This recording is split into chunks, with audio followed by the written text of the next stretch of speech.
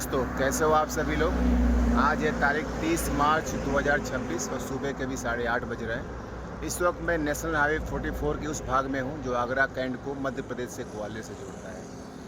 आज कश्मीर से कन्याकुमारी सीरीज़ का बिल्कुल फ्रेश कंटेंट स्टार्ट हो रहा है, जिसमें आज हमें पहले पहुंचना है ग्वालियर, जिसकी दूरी है यहां से 120 किलोमीटर। ऑलरेडी मैं 10 किलोमीटर आ चुका हूं और इससे पहले मैंने आपको बताया था कि मैं कश्मीर से वापस आ रहा था। तो मैं जालंधर सिटी से पिछले 5 दिनों में अम्बाला, पानीपत, दिल्ली होते हुए आगरा कैंट 29 तारीख को आया था और आज 30 मार्च को मैंने अपनी यात्रा मध्य प्रदेश से ग्वालियर में शुरू की। ग्वालियर होते हुए मैं कल झांसी और उसके बाद सागर होते हुए मैं महाराष्ट्र में प्रवेश करूंगा।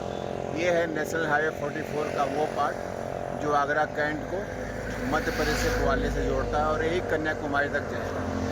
ये है मेरी साइकिल जो बिल्कुल रेडी है और मैं भी रेडी हूँ। चलिए इस सीरीज़ का पहला फ्रेश कंटेंट बनाते हुए अपनी यात्रा शुरू करते हैं। जय हिंद, जय भारत। अभी सुबह के 8:30 बज रहे हैं और मैं आगरा कैंट से लगभग 10 किलोमीटर आगे हूँ। ये है नेशनल हाईवे 44 जो मुझे फ़िलहाल ग्वालियर की तरफ लेके जा रहा है और वही ग्वालियर से होते हुए मैं झांसी, सागर होते महाराष्ट्र, उसके बाद कर्नाटका, केरल, आंध्रा, तमिलनाडु पहुँचूँगा।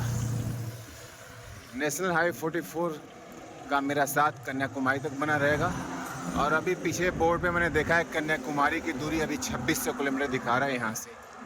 तो कोई बात नहीं है, मुझे उम्मीद है कि मैं 30 अप्रैल तक इस यात्रा को पूरा कर लूँगा। इस वक्त मैं नेशनल हाईवे 44 के थ्रू ग्वालियर की तरफ आगे बढ़ रहा हूँ और इस रोड पे पहला डेस्टिनेशन है मेरा धौलपुर, जिसकी दूरी है 37 किलोमीटर। इस वक्त आप देख सकते हैं कि यहाँ पे आगरा में गेहूं की जो फसल है बिल्कुल रेडी है और कुछ पार्ट तो कट भी चुका है।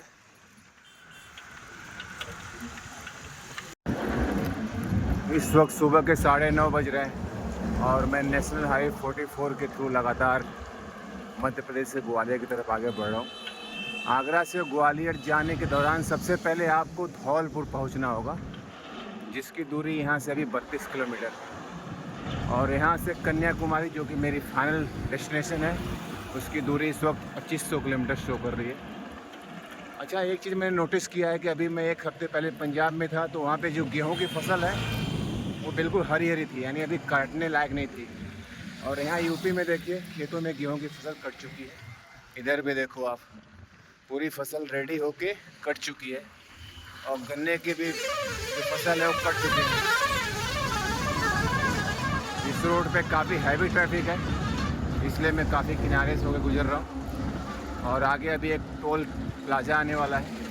इसको क्रॉस करने के बाद धीरे धीरे हम मध्य प्रदेश की सीमा में इंटर होंगे, लगभग 35 से 40 किलोमीटर के बाद।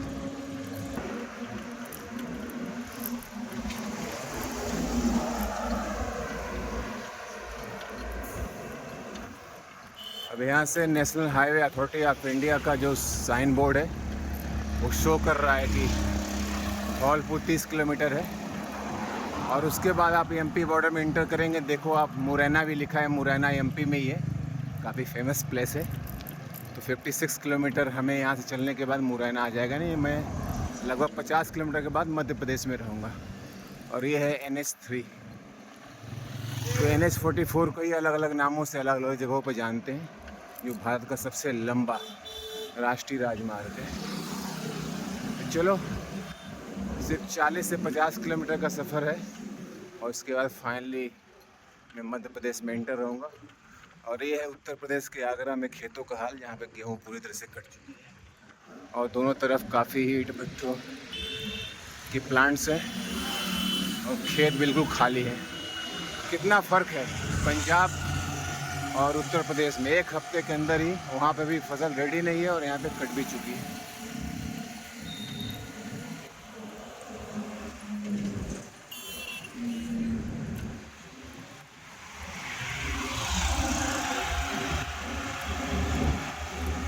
अभी जैसा कि मैं नेशनल हाईवे 44 पे चलने के दौरान आपसे बता रहा था कि पंजाब और यूपी के खेती में कितना फ़र्क है। ये देखिए, यहाँ पे गेहूं की कटाई हो रही है और काफ़ी हद तक कट भी चुका है।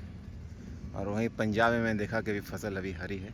हालांकि वहाँ पे गन्ने की जो खेती है वो हमसे काफ़ी आगे है। वहाँ पे गन्ने की सारी फसल कट के चीनी मिल में जा रही थी। यह है नेशनल हाईवे 44 का ओवरब्रिज, जिसको मैं बाईपास करके सर्विस लेन के थ्रू आगे जा रहा हूँ। तो ये है यात्रा करने का फ़ायदा। आप अलग अलग जगहों से गुजरते हैं, अलग अलग कल्चर, क्लाइमेट, लोगों से मिलते हैं, बहुत कुछ देखने को मिलता है। सबसे बड़ा बेनिफिट्स क्या होता है ना, आपका जो बंद दिमाग है वो खुल जाता है। इसलिए यात्रा करना बहुत ज़रूरी है।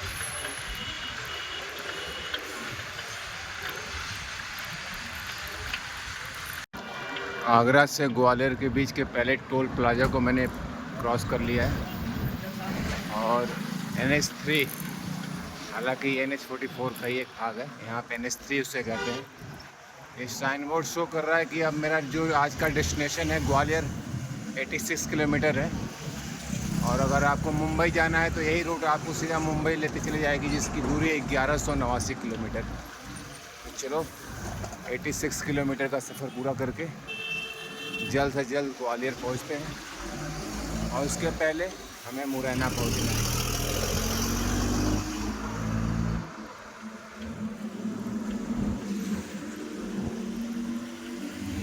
बस 25 किलोमीटर और है इसको क्रॉस करने के बाद। केवल 25 किलोमीटर का सफ़र बाकी है उत्तर प्रदेश की सीमा पार करके मध्य प्रदेश की सीमा में एंटर होने का। और देखिए गेहूं की फसल बिल्कुल कट के रेडी, और मैं लगातार अब आगे बढ़ता जा रहा हूँ बिल्कुल एकदम नए जोश के साथ। मुझे ना आजकल सिर्फ चलना पसंद है, हर दिन एक नई जगह, नए रास्ते। अब मुझे बैठना बिल्कुल अच्छा नहीं लगता, और मेरी पूरी कोशिश है कि 30 अप्रैल तक मैं कन्याकुमारी ज़रूर पहुँच जाऊँ, बाकी ईश्वर की इच्छा।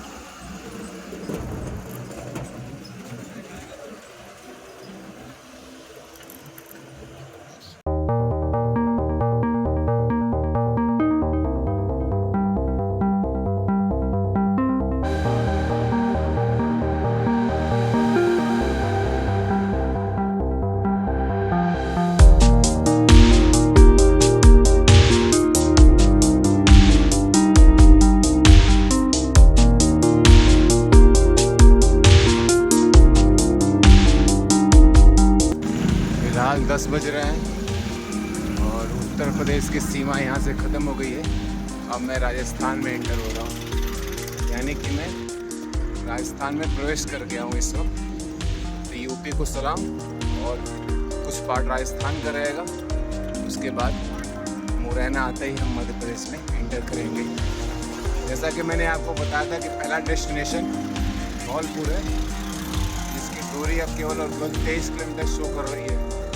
और बस ये सामने का बोर्ड अब दिखाई दे रहा है कि नेशनल हाईवे 44, और ये है धौलपुर 23 किलोमीटर।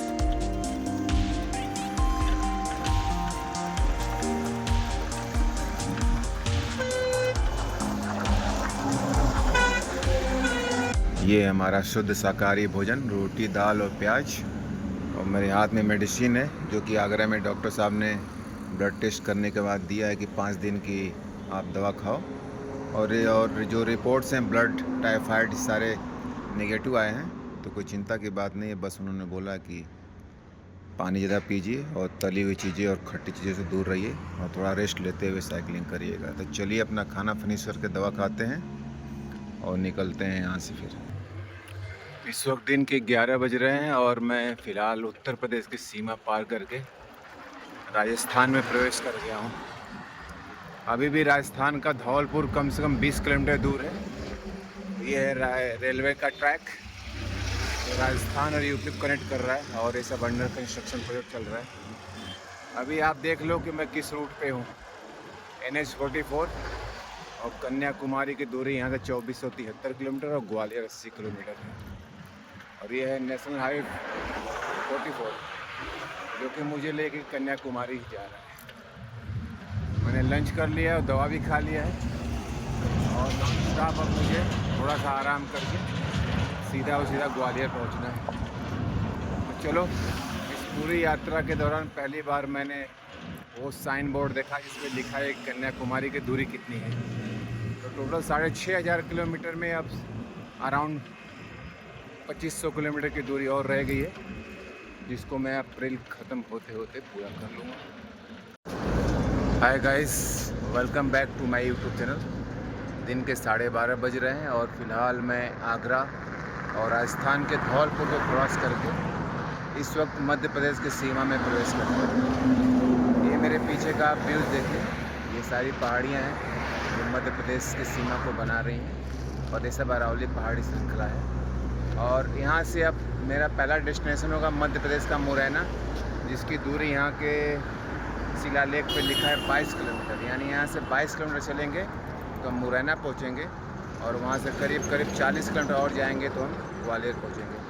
फिलहाल मैं स्क्रीन को फ्लिप करके आपको अपनी दूरी दिखाता हूँ कि यहाँ से मुझे मुरैना और ग्वालियर की कितनी डिस्टेंस तय करनी है। ये है शिलालेख NH-44 का, जिस पे कन्याकुमारी की दूरी 2,450 किलोमीटर और मुरैना 22 किलोमीटर है। और ये है NH-44 का व्यू।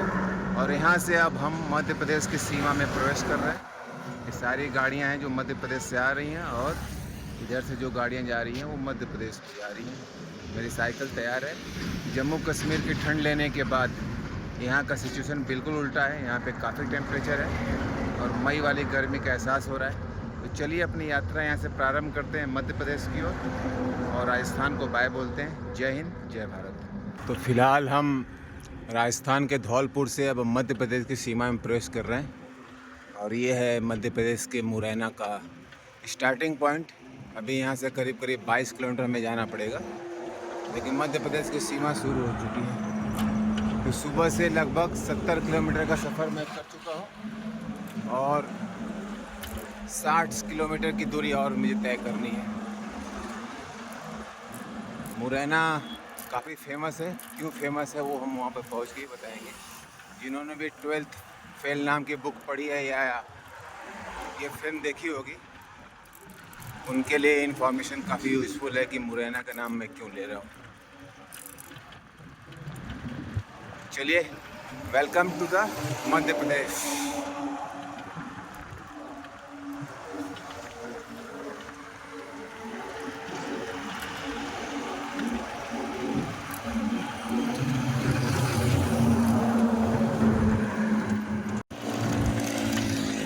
जब से मैं मध्य प्रदेश की सीमा में इंटर हुआ हूँ तो मुझे एक चीज़ कॉमन नज़र आ रही है रोड के किनारे कि हर 100 कदम पे आपको खुले में डीजल के बड़े बड़े कैन मिल जाएंगे। यानी आपको डीजल लेने के लिए पेट्रोल पंप जाने की ज़रूरत नहीं है। यहाँ पे मुझे लगता है ऐसा कल्चर बन चुका है क्या, बट हर 100 कदम पे आपको डीजल के बड़े बड़े ड्रम दिखेंगे और लोग यहाँ से ख़रीद भी रहे हैं। यानी जो ट्रक के गाड़ियाँ यहाँ से गुजर रही हैं वो यहाँ से परचेज भी कर रही हैं। ये मैं पिछले 2 किलोमीटर से देख रहा हूँ और ऐसा मैंने बहुत पहले भी मध्य प्रदेश से मैं गुजरा था तो मैंने देखा हुआ था। तो एक अच्छी, या आप कह सकते हो एक नई चीज़ मैंने देखी है। आप कह सकते हो कि मैंने एक नई चीज़ डिस्कवर की है मध्य प्रदेश के अंदर कि यहाँ पे जो डीजल है वो आपको रोड साइड खुले में भी बिकते हुए दिख जाएगी। इसके लिए आपको पेट्रोल पंप जाने की ज़रूरत नहीं है। मे भी यहाँ की गवर्नमेंट ने इनको ऑथोराइज़ किया हो, परमिशन हो कि आप बेच सकते हो लाके। और इस वक्त टेम्परेचर जो है काफ़ी तेज़ है। आप देख सकते हो बिल्कुल मई वाली गर्मी का एहसास हो रहा है। बिल्कुल ड्राई हीट, लोग एंजॉय कर रहे हैं और मैं चुपचाप अपने रास्ते पे आगे बढ़ता जा रहा हूँ। अभी भी करीब 55 किलोमीटर का फासला है ग्वालियर के लिए और इस वक्त मैं मुरैना से ही गुजर रहा हूँ, लेकिन मैं मेन मुरैना वाले इलाके में नहीं हूँ। ये मुरैना का एंट्री पॉइंट है। अभी भी मुरैना कम से कम यहाँ से 16 किलोमीटर रह गया है।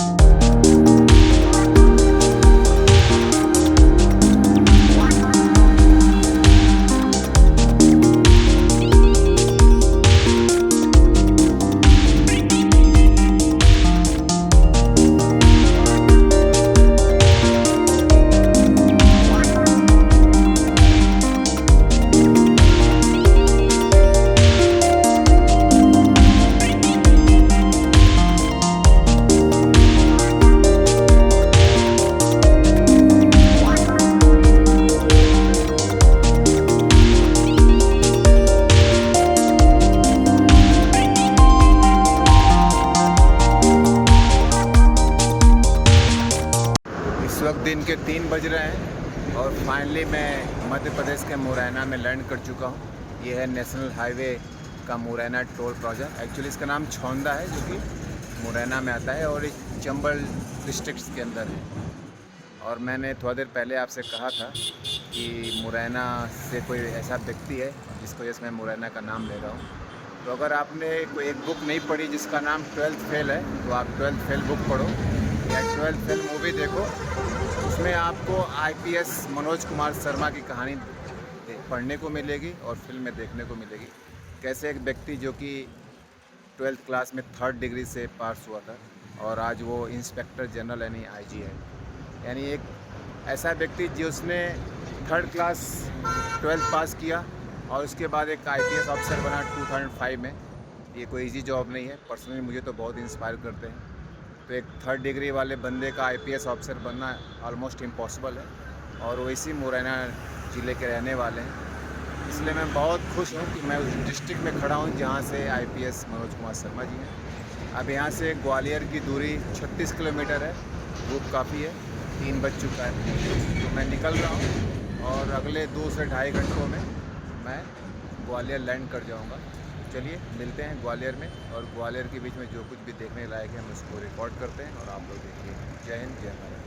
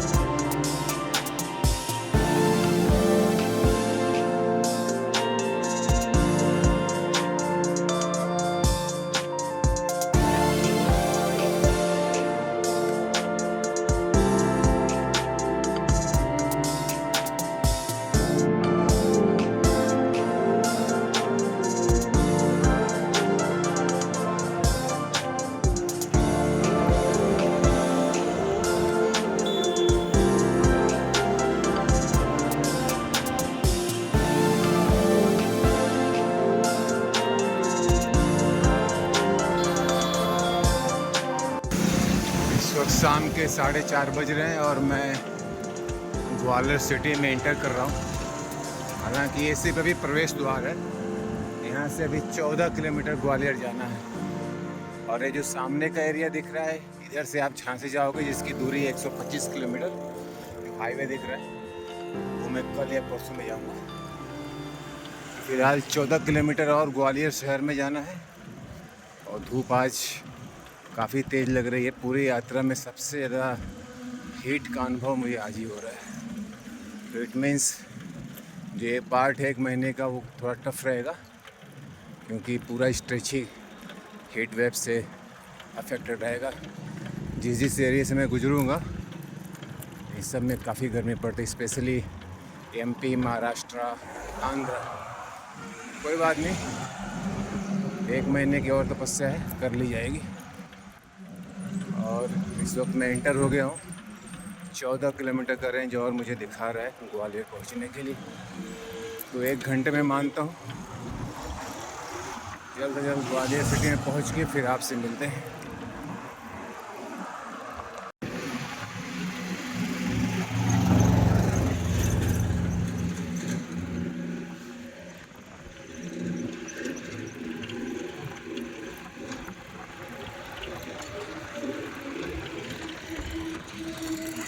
फाइनली मैं ग्वालियर शहर के बिल्कुल पास आ गया हूँ। अब अप्रॉक्स 5 किलोमीटर और रह गया है बट मैं शहर के अंदर ही हूँ। बट मुझे जहाँ पे जाना है वो भी दूरी 5 किलोमीटर है। और ग्वालियर विकास प्राधिकरण आपका हार्दिक स्वागत करता है। तो सुबह से 120 किलोमीटर से भी ज़्यादा का सफ़र करके फाइनली मैं मध्य प्रदेश आ गया, और वो भी ग्वालियर में, जो कि मेरा आज का डेस्टिनेशन है। चलिए, आगे पुलिस है, उनसे पार होकर आगे बढ़ते हैं। शाम के 5:45 बज रहे हैं और फिलहाल मैं मध्य प्रदेश के ग्वालियर के एक धर्मांत संस्थान है, उसके एक छोटे से रूम में अपना बैग रख दिया। इसका चार्ज है 300 रुपये, और मेरा बैग्स सब पड़े हुए हैं। और मैं काफ़ी थक गया हूँ, क्योंकि सुबह 7 बजे से मैं लगातार सफ़र कर रहा हूँ, और पूरी यात्रा में सबसे ज़्यादा गर्मी का एहसास आज हुआ है, काफ़ी देर थी। तो 120 किलोमीटर से ज़्यादा का सफ़र करके मैं मध्य प्रदेश के ग्वालियर में आ चुका हूँ। और आज है 30 मार्च, कल है 31 मार्च। कल हम यहाँ से निकलेंगे झांसी के लिए, और परसों सागर क्रॉस करेंगे, और अगले 3 दिन के अंदर हमें महाराष्ट्र में एंटर करना है। यहाँ तक आपने मेरे वीडियो को देखा, थैंक यू सो मच। जय हिंद, जय भारत।